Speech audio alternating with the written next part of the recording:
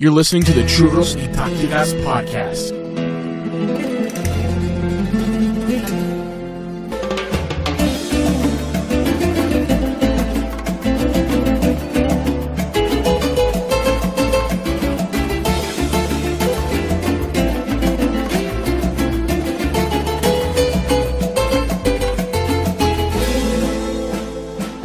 Hello and welcome to the Churros y Tácticas Podcast, a very special edition. It is Monday, it's February 26th, and joining us, making history, the first ever three-person Churros y Tácticas Podcast. My usual co-host Diego Lorijn. Diego, how are you doing? Very good, Kiyan. 3 beers in, cracking open the fourth. This my usual Monday, you know. Okay. And also joining us is probably a more sober David Garrido of Sky Sports. How are you doing, David? I'm very well. Listen, I reckon you put an extra 10-15% on your churros this time around, didn't you? I think you did. You noticed that? Did you notice that too, right? Yeah. I think it was, you know, as a keen listener, a long-time listener to this podcast. Did you also? I know how you generally deliver that, and do you know what? It depends on how Real Madrid have done as well. This is true. That has if a lot they've to do lost with or they've drawn, it's a bit lower. It's a bit not as vibrant this time. Woof. Yeah, loved it. With each extra goal Real Madrid score, there's an extra R added in. Yeah. So lots of R's at the moment. That's good. No, pleasure to be on as always. Thank you, Kiyan. Did you also notice that in the same sentence I said David and David? Because that's how my brain works. It makes no sense.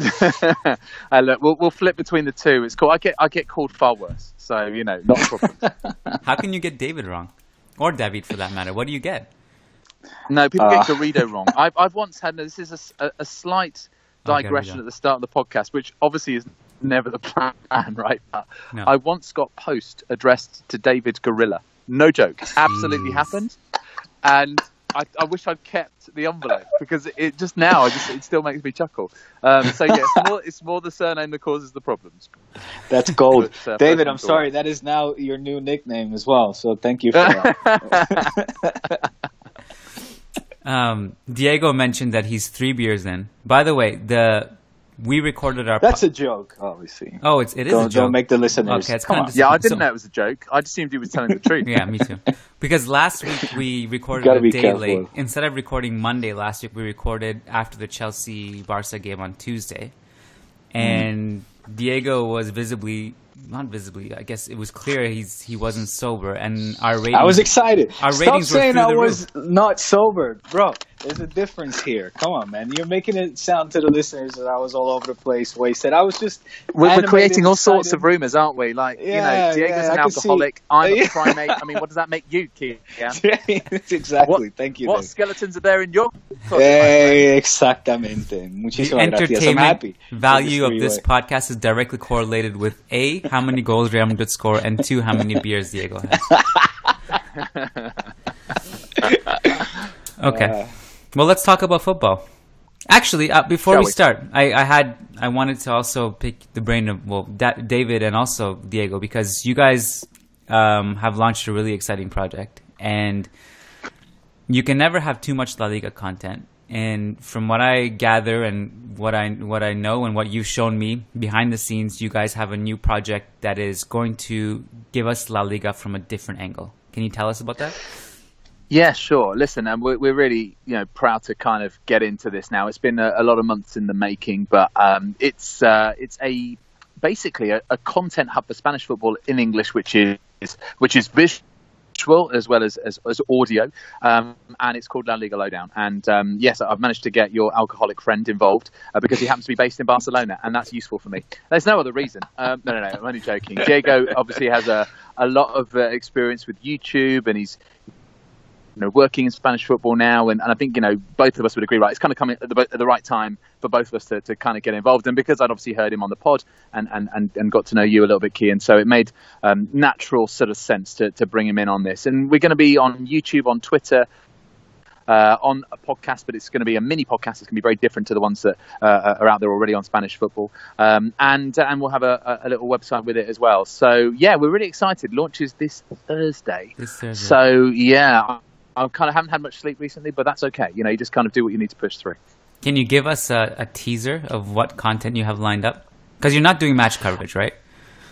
No, I kind of figured that there's lots of people who do that and do it very well. I wanted to be more creative, more interactive than just simply match reports. And, everyone can go into as much depth or as little depth as they like. And what we wanted to do is really interact with the audience, really kind of get them excited about Spanish football and help, in a way, what La Liga want to do, which is not only broaden their existing La Liga audience, so people who, admittedly, like you guys do, the top two teams in La Liga, get to know about the Gironas, the Eibars, the Leganeses of this world, and also that we attract those new fans as well. We want to kind of be nice and interactive, challenging them, posing them questions. Our features on YouTube are going to be kind of with that theme in mind. And also, we want to get in some of the big names to get people excited. So we are launching with a man on, Friday, I think that interview airs, who has played for both of the teams involved in the partidazo of the weekend, Barcelona against Atletico Madrid. That's all I'm going to say. Otherwise, I'll give the whole thing away.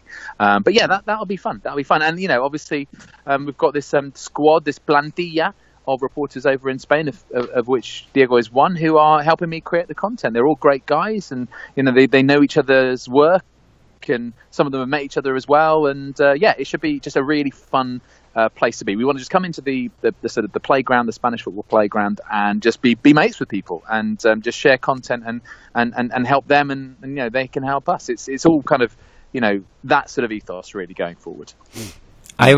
So this player you speak of, I walked in on this interview and I had no idea that person was who he was until he left. Yeah. Shame on you. Yeah, I think the real one, the actual one. Yeah. No, look, he was just going. You saw him profile. And you probably on his worst side. Actually, if you'd seen him from the other side, maybe you would have seen. But totally. When I saw him, I was it's because I just wasn't expecting you to be talking to him. I just thought you were like, let's have a coffee. Oh, by the way, I'm finishing up an interview. I thought maybe I didn't know you were interviewing, but it didn't even cross my brain. You see, the plot thickens, the suspense. Now everyone who's listening to Churros y Tácticas can just kind of go, wow, well, who's it going to be? Yeah. Who is it? Whoa. That's how this works.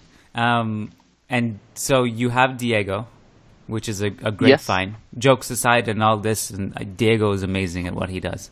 So he's great. This is the only compliment you'll get from me, Diego. Thanks, boys. Thanks, boys. But you know what? The irony is, because he works with you on this pod, is that we've kind of inadvertently announced him early. Yes. Now, it's like a pre-contract agreement. That's right. Now, what's going to happen is that we're gonna sort of reveal all of the different squad members in turn, but you now know one of them. So we have kind of given you something there. Yeah. But there are sort of other people in Madrid and Valencia and the north and the south as well, who are all going to be kind of part of this family. And do you know what I mean, Kiyan? I have to thank you as well, because you put out a really lovely tweet, just sort of saying about this project and the Spanish football family. And that's again how I see it. I really do think there's lots of creative people, a lot of young people as well, who are driven, who are talented, who want to talk about Spanish football in whatever language. It just happens to be that we're going to start off at least in English. And I think it's just nice for everyone to come together and have yet another forum to discuss these things. So thank you for that. That was really sweet of you to do that. I really appreciate it.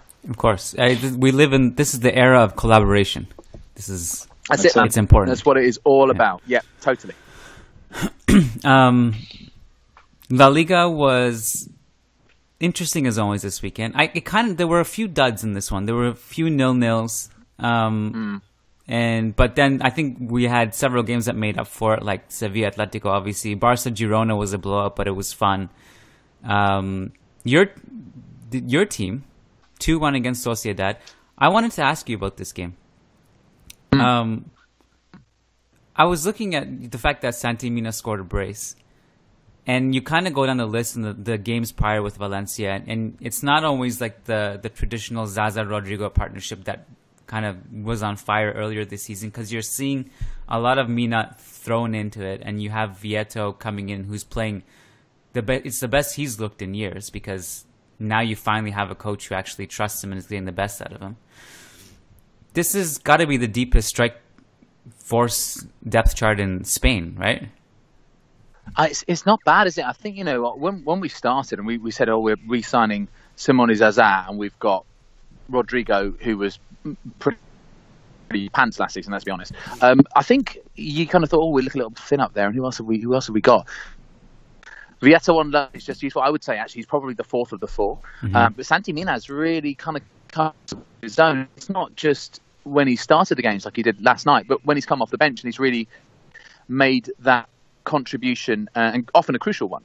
And I think that he's the ideal sort of player for Madrid. I think sometimes we see him just underperforming and not really maximising the potential that we all know he has. Played for Spain youth categories and all the rest of it, and we were just waiting for that next explosion, if you like, that next phase. But now he's showing it, and he's scoring goals. A lot of Valencia's goals have been headed goals. I think Opta Jose tweeted that. I think 13 this season.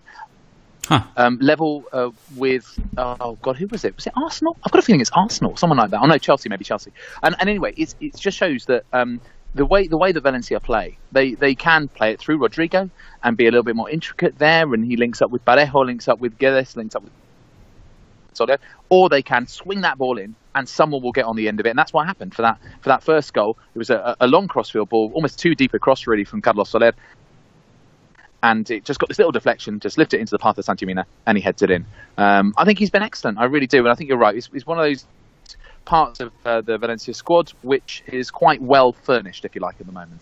This Mina's second goal, I mean, his first goal was really good. The second, and it was also classic Valencia. The second goal almost was classic Valencia, but it was kind of a gift because one of the underrated stories, like we know Sociedad are talented individually on paper. Their defense has been abysmal, and their goalkeeping situation has been really bad. And Rui has been poor this season. He didn't play this game, but Tono has been a disaster too when he plays, and it was just a complete gift. Like, these things are just so avoidable. Yeah, I think that's their Achilles heel. And before, it was just them being utterly inconsistent. I think we're used to that with Real Sociedad, that they would just kind of go on a bad run, and then they'd beat Barcelona and Huerta or something. Sorry, Diego, but it happened quite a lot. Then, they seem to be now in this weird situation where just their keepers are losing them points. But also, when they had a settled centre-back partnership last season, or when they, and even when they had their first team out, you just thought, these guys can beat anyone. They really can. But it just takes that one error, and it's just like they've switched off completely. They just go from one end of the spectrum to the other. Now, I think actually, as much as Valencia deserved that win, and they played very well in the first half, I thought, but also they had that chance when they equalised at 1-1 to just then assume some control. But they just didn't, and individual errors are really what's costing them at the moment. Let's. I want to take a question from one of our patrons. So if for those of you who like this show and you want to support us, patreon.com/Churros y Tácticas is where you go to ask questions. Do it. Yes, you should. Please pledge. It's only $1 a month is the minimum. It's literally one flavor shot from Starbucks a month you'd sacrifice, and it's not a lot, and it would mean the world to us. And one of the perks is you get a guaranteed response to your question. So Ivan Garcia, one of our patrons, says, will Ronaldo be able to surpass Messi as the all-time top scorer of La Liga? Or will he lack a season or two? So what's a top scorer? He's got no time here, man. top, no S, top. Top scorer. Top scorer. I think he's older than Messi, so surely he's. Well, what do you think, Diego? I think he's got no time left. It's right. No, absolutely not. It's over. It's done. It's Ronaldo had his time to mark his era in La Liga, and I say this with all respect for the guy, Kiyan. You know that I'm always very respectful when it comes to all things Real Madrid and Ronaldo in particular. But come on, if we're going to put our hand on our heart here, why don't you answer this question? I think it's pretty obvious. But what do you think? He's 71 goals away, and he has a better goal scoring ratio, and he's done it in about 115 less appearances. And the crazy thing is he's also done it in 5 less seasons. But it's not going to happen because one, he's getting older and Messi's younger, and correct. There's a chance Ronaldo doesn't retire Real Madrid. He will make one more pit stop somewhere before he retires, and Messi will probably stay with Barca for a while. It's not going to happen. 70 goals is what? At this stage of their careers, 1.5 seasons? 2 seasons. Yeah, 2 seasons to make up ground. So it's not going to happen. Yeah. The next set of questions will take us into Barca. Diego's favorite part of the podcast is when he gets to Not at all. Listen, I was keeping quiet there because I was expecting the both of you to get into it a little bit. You guys stayed very PC, very politically correct, but I was expecting a little bit of dirt to come out of this little chat back and forth between you. About because well, you know, I mean, I'm very happy for you, Kiyan, that Real Madrid has clawed its way back up to third, but I think it's very rude to have done so the day that we're welcoming our buddy, David Garrido, seeing as his team is, you know, sliding down to fourth. Oh, man, look, you know, as long as we stay there, that's the main thing for us.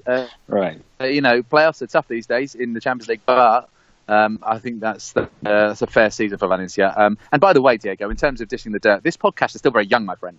We haven't even got started yet. So, you know, That's true. Don't count your chickens. We have half an hour left before Diego leaves. Right. Before Diego has to leave. Let's crack through. Let's test his Barca knowledge. Come on, people, let's do it. Let's go. By the way, the Valencia thing, I think if you told David before the season started that Valencia would be fourth, I think he would have taken that and ran away with it. Yeah, ripped your arm off. Yeah. Mate, would have ripped your arm off for it. So just be happy for David, and there's no disrespect here. I love it. I love the dynamic of this already. Who's ganging up with who on who? We No don't one know. knows. It's a free-for-all. Yeah, I'm trying to we're pulling you by both arms, exactly. Yeah. Trying to get you on my side. you No, just look, never man. know. Yeah. What to say of the match, the Barca match over the weekend? The fans were in for a treat on this one, really. Match obviously started with a rare Big Sam mistake, which Porto capitalized on. By the way, I want to make a mention as well just how great of a season Porto is having, the Girona striker. Oh man, Well said. He's, well said. And he made sure as well that the Camp Nou faithful remembered his name. I thought that was quite llamativo, quite interesting how he turned around. Yeah, kind of said, you know, remember my name. But unfortunately for them, Girona's 1-0 lead didn't last long, and Barca showed also, I guess we could say, to have surpassed the fatigue that some accused them of having over at the bridge and against Getafe, thanks to another Messi recital, another Messi recital. You know, the greatest football player of all time. He played inspired, had a magnificent playmaking and passing game, added 2 goals, one of which was a free kick that made its way under the wall and made its way around the world as well, as it reminded all of us of that, of course, the Ronaldinho free kick against the German side, Werder Bremen, I think it was.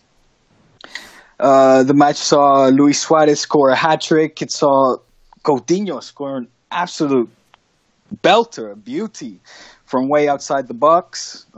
He, as well, we have to mention that both him, Coutinho, and Dembele had a good match and showed signs of what this Barca side could look like in the near future. What I thought was pretty funny as well at the end was the kind of how this match finished with a comical twist when both Jordi Alba and Luis Suarez were trying their hardest to get booked for a yellow card, something that Alba achieved, but Suarez tried so hard to do so, but the ref was having nothing of it. So he didn't get booked, and now Valverde has to judge whether or not, you know, it's worth taking him over to Gran Canaria to face Las Palmas in the midweek action. It's not. But you could win that with your B team. Well, I mean, it's one thing is facing Las Palmas at home here in Barcelona. Another thing is facing a team that is desperate for points in their stadium. So, I mean, you know, of course, on paper, the prognostico, it's very easy to guess who will win, but you know, anything can happen. This is football at the end of the day. But all in all, Barca remains 7 point clear of our other La Liga title contender. And I think, and both you guys, please correct me on this, but we are now 10 or 11 matches away from being crowned La Liga champions. So the countdown starts. Okay, well, that would make sense. I mean, I think actually, if you beat Atleti Atletico, then that would be one match fewer, in fact, because we've got 13 left, and if you won that match, it should be 10 points clear, and then that means that you would do it with 3 games to spare, so you'd need to get, well, the next sort of 10 games, as it were. So the next 10 games, right? Yeah. So, but you need to beat Atletico to do that. But look, why are you in such a rush? Just let it go down to the last game of the season. Why not just let Atletico beat you? I mean, that would just spice it up, wouldn't it? Come on, Diego. Listen, it would. But I tell you what, Valverde said it in a press conference last night as well. Yeah, Barca is in a rush to win this, to win La Liga as soon as possible, and I concur, man. Like, we have so much riding on the plethora of trophies that we are fighting for this season. So the sooner we can put one in the bag, the better, and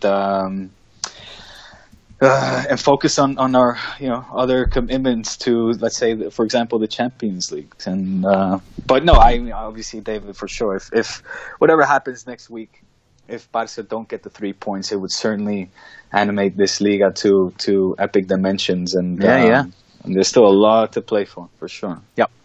Yeah.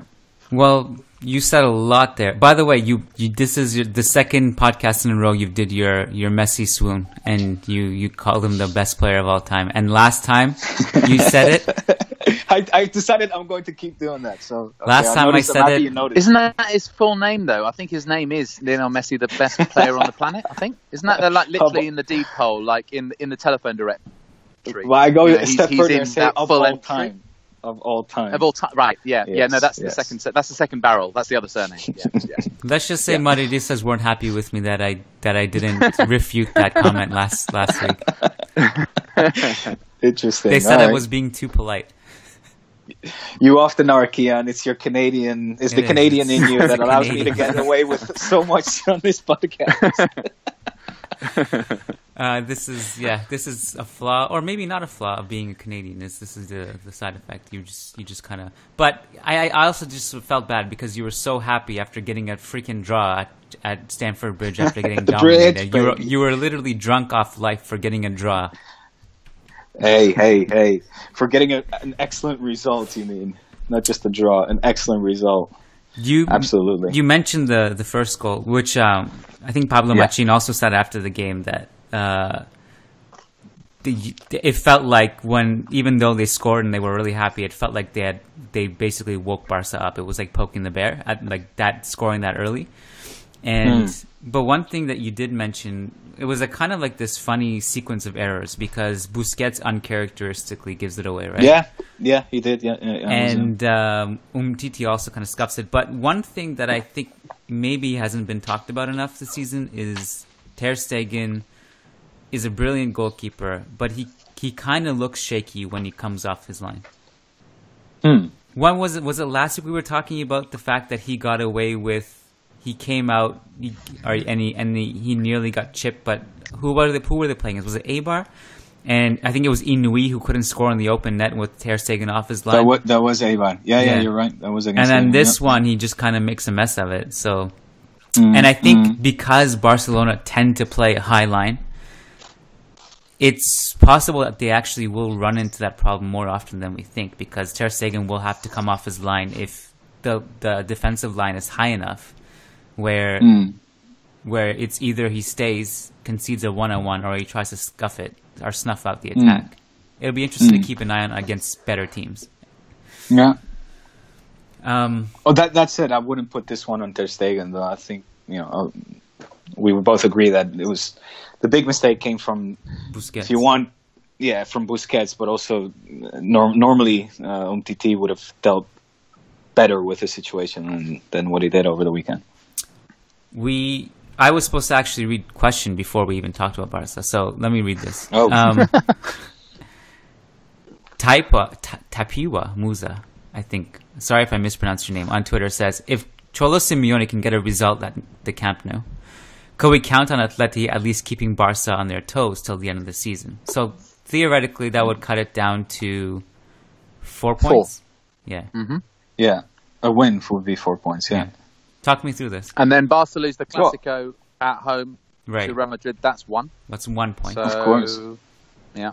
Oh, that's one. I like that, David. Listen, but Atleti also have to play Real Madrid. I would like to know David's take. I think, at least, and this is again from a culés perspective, we're already on our toes. No me fío de los colchoneros. Like, I don't trust the Indians being so 7 points behind us. Every weekend I'm demanding 3 points because. Because there's still so much Liga to play for. Like you guys just mentioned, there's not only Atletico, there's also still the Clásico to play for. So absolutely, we were already on our toes. But of course, any result that is not a Barca win would just blow this Liga wide open. What do you guys think? Yeah, I think not blow it open. I think you draw, then I would imagine that I think that most culés would settle for that now. Because just simply the objective is to win that Liga. And, you don't necessarily have to beat everyone all the time. And by the way, you'd still be unbeaten. And doing an invincible La Liga campaign would be some achievement in itself. I think that, the defeat would absolutely blow it open because you look how Atletico are playing. I think would then take that motivation and you look at the dynamic now a little bit now, the difference that Diego Costa has made and how it's affected Antoine Griezmann. You can see that in his performance at the Sanchez Pizjuan. And, he was back to his old self. I felt like he was showing the enjoyment in the game and none of that kind of getting aggy at the crowd for not the ball and all the rest of it that you guys have discussed on the pod before, which I actually think fair enough. It's his orders from his boss not to go and attack and potentially lose possession for the counter attack. And actually, this is what I've been told to do. Don't give me a hard time. And I think now that Atletico are in such a groove, and even expressing themselves, my goodness, a bit more. I mean, first time they've ever scored 5 goals. Man, crazy. What a result. And then even more uncharacteristically, conceding 2 goals at the end. But I think that, it is, for me, a decider because I think that if Barcelona lose it, then we do have Liga. And if we don't... then I think it will be Barcelona just to sort of see it out. So I think it does all rely on that game at the Camp Nou. Here, by the way, I think your point, David, about Diego Costa is a huge one because it's not just that Atleti are in form right now and they look way better than they did at the start of the season, where they would just go into every game, whether it was Karabag or anyone. They would just go into this defensive shell and look defanged, and they just didn't look confident. And Griezmann was out of form. Now Griezmann's clicking. And by the way, it's interesting, like all of these players we not slandered, but like we were like discussing how out of form they were, have all normalized and been back to form. So Griezmann, Suarez, Ronaldo, even Benzema was fantastic against Alaves on the weekend. Yeah, he was excellent. It's nice to see these players that are finally normalizing a bit. Well, I mean, they're human beings, right? I mean, correct. They are. we big them up. We laud them when they do brilliant, unbelievable things, and then they're human, so they will fail at times. And the reaction again is extreme because then we'll go and completely pan them. Yeah. I think it was just the length of time that it took them to get going, particularly Suarez and particularly Griezmann. But now I think. Yeah, I mean, they're both, particularly now, Suarez in a great run of form for Barcelona, but Griezmann, I think the Costa relationship is clicking so well. Yeah.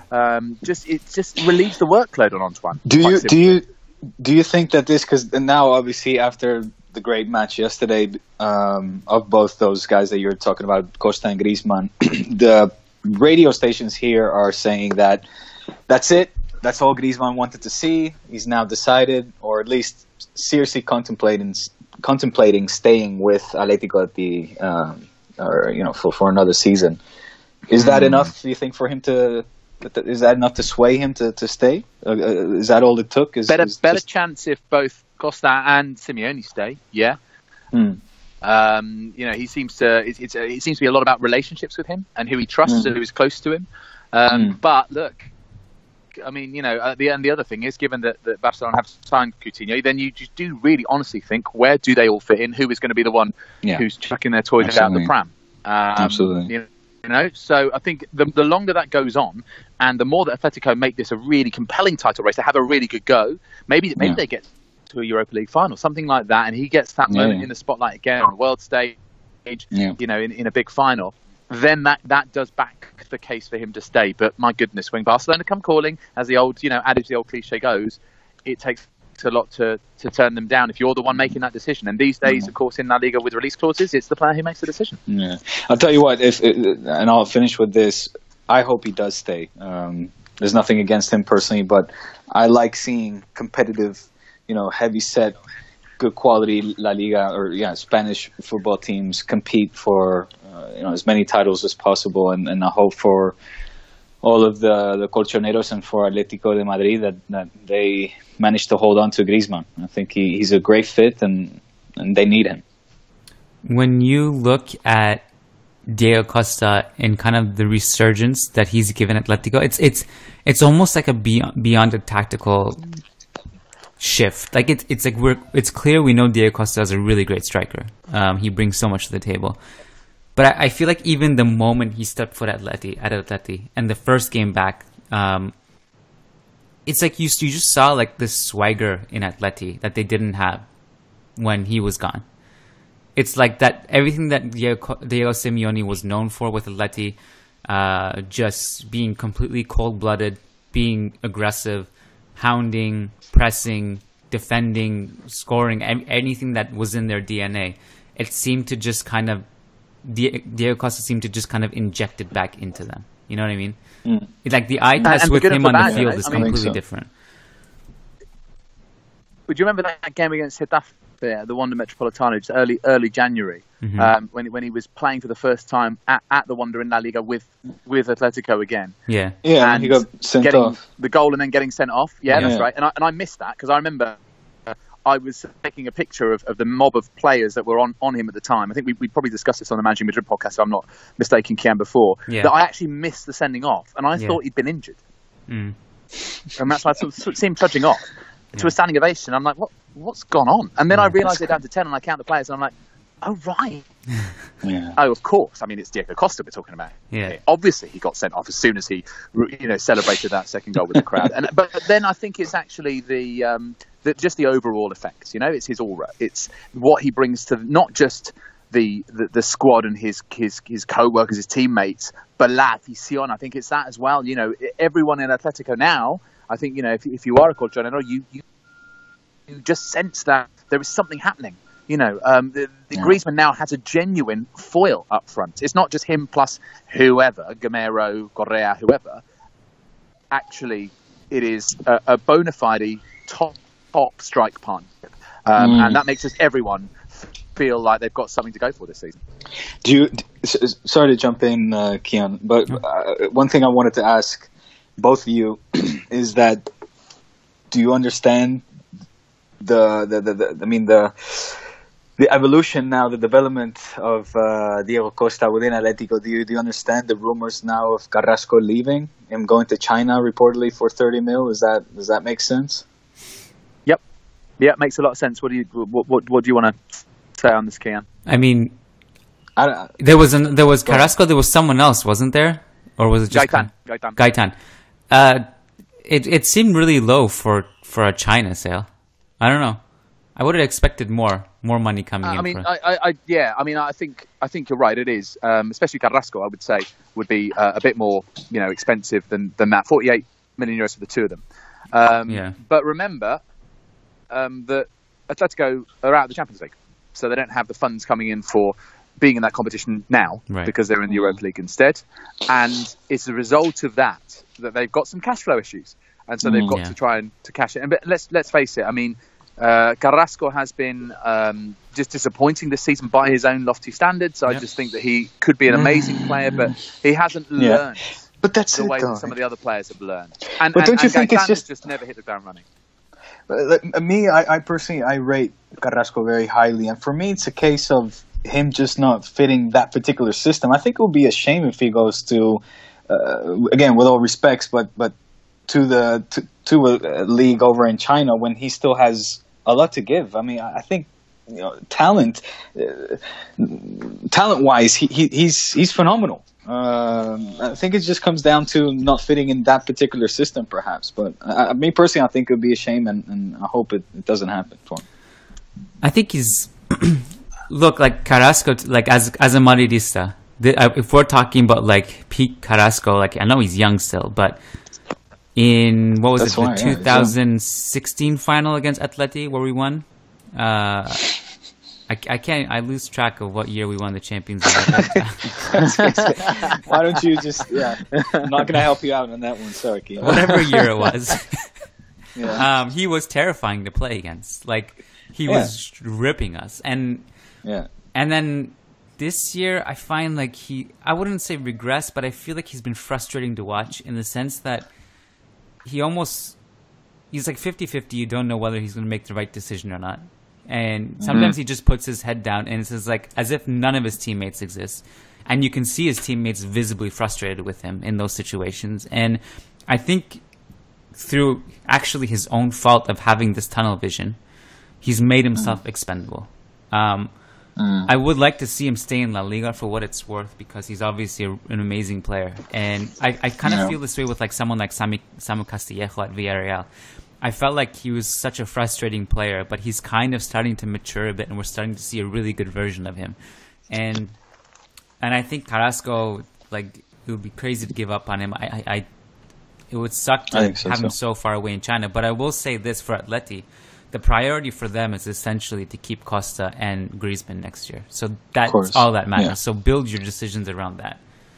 That is true. Good point. Yeah, couldn't agree more. I think, Carrasco is one of those players that if he is on song and he just has one of those days where he's utterly unplayable, he just completely takes the game by the scruff of the neck. You only really see him.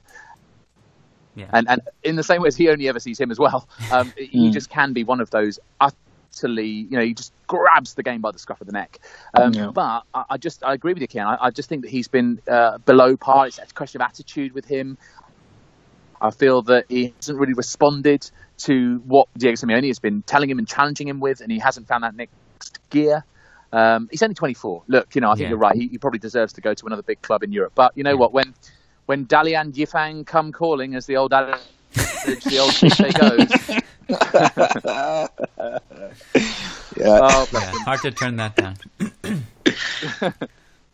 These are Barcelona's banana peels left in the schedule. They have obviously Atleti coming up, which, by the way, I think, like, given that Atletico, when they were poor earlier in the season, and they still looked pretty good against Barca, and they got a draw there, and they probably would have gotten more if they didn't regress in the second half. It's not inconceivable they get a result at Camp Nou. And then you have away to Sanchez Pizjuan, which is hit or miss. You have no idea which version of Sevilla will show up.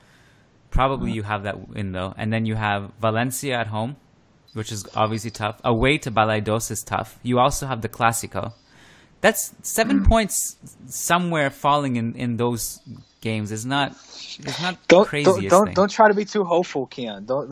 You're misleading. Real Madrid are not going to win the league, obviously. Atleti has a tiny window, but if they're to do it, there's enough hard games in there that 7 points could turn into 4 or 3 or 2. There are.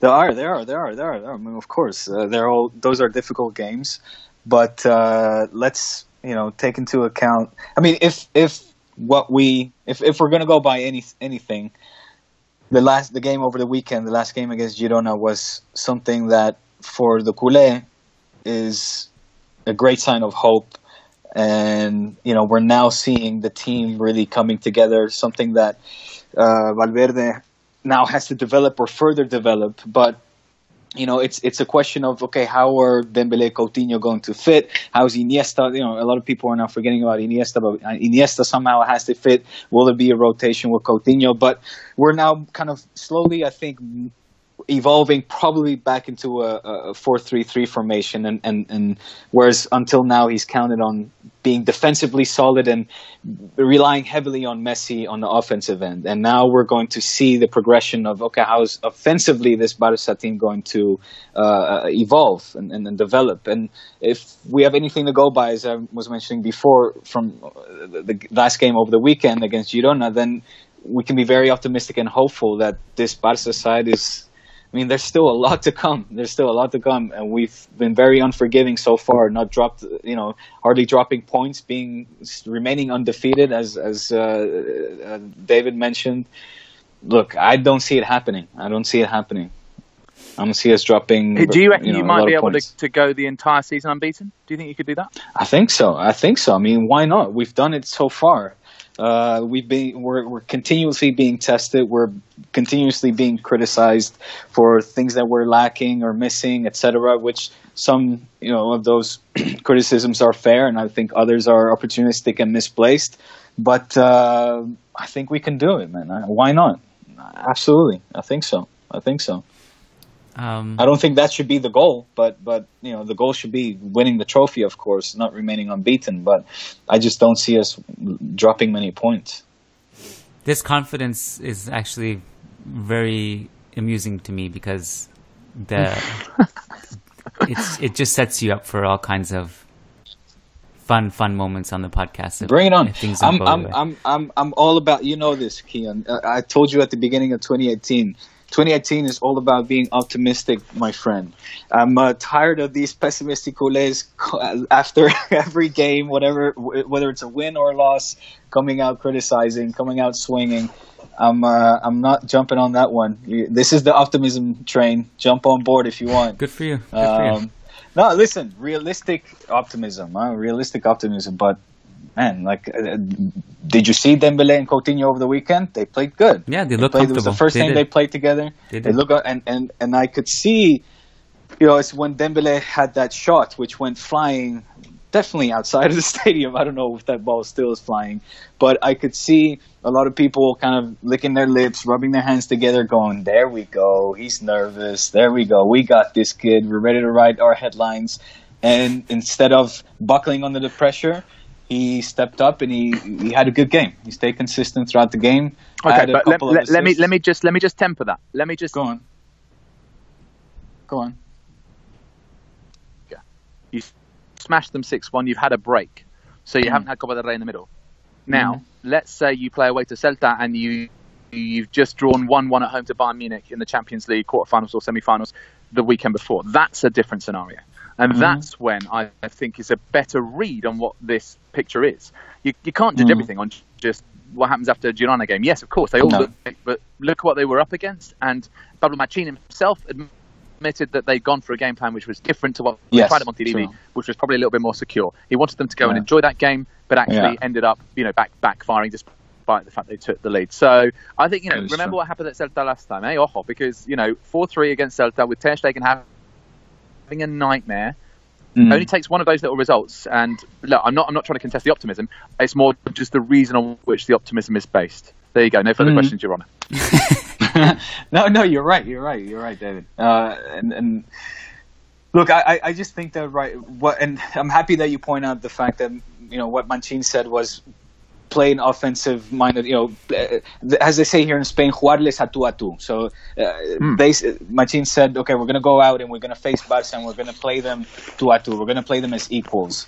I'm happy you mentioned that and not said, they easily beat a Girona side, because this Girona side made it very difficult for all of the teams in La Liga to beat them, including Real Madrid, Valencia, Atletico, etc. So, but that was with a different, and Barca in the first half of the season too. But that was, of course, a very different system that he came out with. Correct.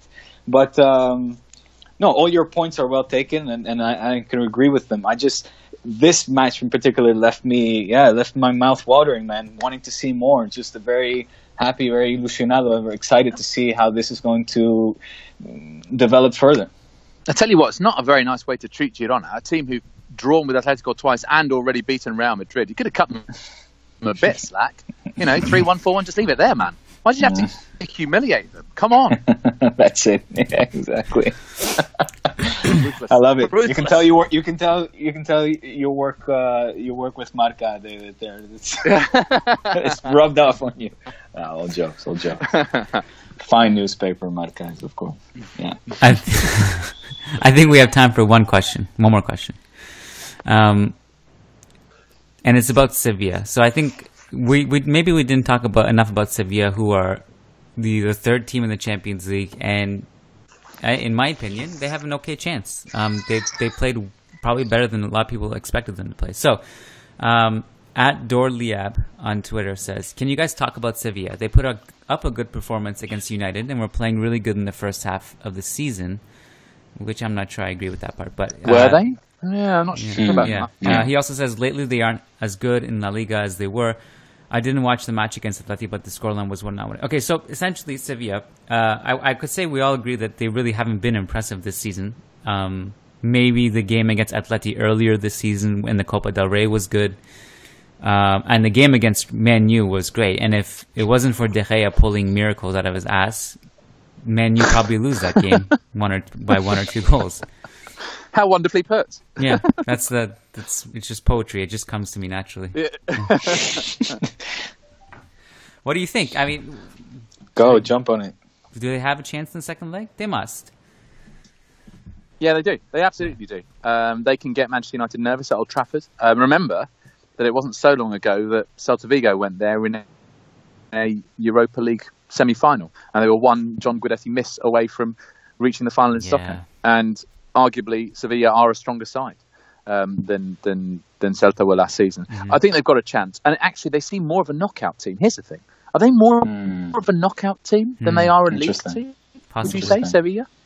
Interesting. They knocked out... They can do it on the one-off, but they can't stick it together, over a course of time, week to week, league game to league game. But maybe that one occasion, they need that motivation, and then they'll do it. Kind of like Real Madrid, you mean? A little bit like Real Madrid, yeah. Interesting. Yeah, which also, that we didn't talk about the fact that you also said we have no chance against PSG. That worked out lovely for you, that prediction. Who? What? Me? Yeah. Rewind the tapes. I might have said something along those lines, but I also said that you guys could beat any squad on any given day. Come on, man. Okay. Listen, there's still 90 pinnings to play for. I bet you're hoping Neymar stays injured, though, huh? No, never. I do not wish that on anyone. Obviously they are. I would hate to play against Neymar, but definitely, with or without him, it's going to be a really tough game. And Di Maria, I think, would step up really good. Also, that's the thing. You mentioned. Kiyan, have you ever been to the Parc des Princes? No, never. Oh my goodness! So, you've been to the Bernabeu a number of times, of course, for managing Madrid and etc. But you absolutely, at some point, well, both of you, if you haven't been, Diego, as well, it is one of the most atmospheric stadiums in the world. Is it? They have this that goes from one end to the other, the length of the pitch as opposed to the width of the pitch. So from one goal to the other, where they start off with one end which goes Allez Paris, and there's a pause as if it takes a while for it to get to the other end. The other one goes Allez Paris, nice, and then they wait again. It's the silence that makes it, and then they go Paris est magique, and then the other end it goes Paris est magique, and then they start going and going. It's a bit, it's a bit one of those things like the Sevilla anthem. One of those things about European football going to certain stadiums. The way that Bayern Munich, the PA person thanks the crowd for telling him the score. It's one of those weird things that they have in German football, which is a bit of their humor. This is a unique thing. Parc des Princes, absolutely stunning atmosphere that I've never felt anything like it. Nice. Hey man, look, if you can get on a flight, in 10 days time or whatever it is, I just go. I'd love to. That's on the bucket list. The problem is there's so many stadiums on the bucket list. I think ahead of that would probably be the Benito Villamarin for me. I would love to go there on a big night. We always talk about this, yeah. For me, it's the Sanchez Pizjuán, but yeah. Hey, well, at least you're in the same country, Diego. You've got no excuse. Yes. So make a little trip. I'll send you there. Oh, nice. There you go. Nice. Yeah. So we'll all meet up for Cortados in Sevilla, something like that. That sounds awesome. Let's do it. Yeah. Next trip. All right. Anyway, Kiyan, I'm interrupting with unnecessary drivel. You carry on. Sorry. No. This is basically the end of the podcast. We've reached. We can't top what we've already said. I mean, we could, but we just don't have time. So before we wrap it up, please tell us again, when is the launch date for La Liga Lowdown? Thursday, the 1st of March. Ironically, and not planned this way, St. David's Day. I honestly did not plan it that way. I just realised that in the last couple of days. This is not a narcissistic thing, I promise you. So Thursday, 1st of March. Totally, this is my day. We're already on Twitter at La Liga Lowdown. We just put a few little bits and bobs out there at the moment just to kind of whet the appetite and, get to know our audience a bit, And then we'll be launching on YouTube with a trailer, with an intro video, with our first mystery guest on Friday, 2nd of March. So just go search for us on YouTube. And obviously, Diego's on YouTube with This Is D-Spot as well. So you've already, got a decent reference point for that. It's going to be awesome. Can I also give my take here that we've been not only talking about it a lot, we've been also just building up to this launch, and it's going to be a really exciting project that is it's definitely very different from any other La Liga content producer, whether it's podcast or YouTube video, anything out there. It's completely different. It's a lot more fast paced. It's about as fast paced as the pace at which David talks. So it's very quick. It's it's a great project. I'm very excited. David has been busting his ass off as well. He's been working extremely hard to get everything just right, and I'm really excited for this. I'm just also very excited to be part of it. Yeah, absolutely. Yeah, no, it's going to be a lot of fun. It'll be just a lot of fun. Lots of good people involved. Hopefully some exciting content. And Kiyan, we're as you say, collaborative. So we'd love to kind of hang out with you guys and do some bits and bobs with you guys, whether it be remotely from afar or whether it be in person. I think it's a good way to be. That's our ethos, and we see you as part of our family anyway. Appreciate that, and feeling is mutual. Like I said, anytime I'm there, we'll do something. I don't know what it is, but we'll do something. Yeah. La Liga Lowdown. I think we should get this. We should do this trio more often too, if I may be so cheeky to suggest while we're on air. But this went a little bit too quick and was a little bit too fun. So it felt like we had another good hour in us. At least, exactly. Yeah. Happy to. Happy to. You can leave. We'll figure this out off air, and we'll do it again for sure. David Garrido, thank you for joining the crew today. It was always a pleasure to have you, and hope that we can do this again often, to be honest. Thank you. Pleasure is all mine, Kiyan. Thank you. Diego, as always, nice to have you on, my friend. Let's chat soon. As always. Sounds good, man. Cheers.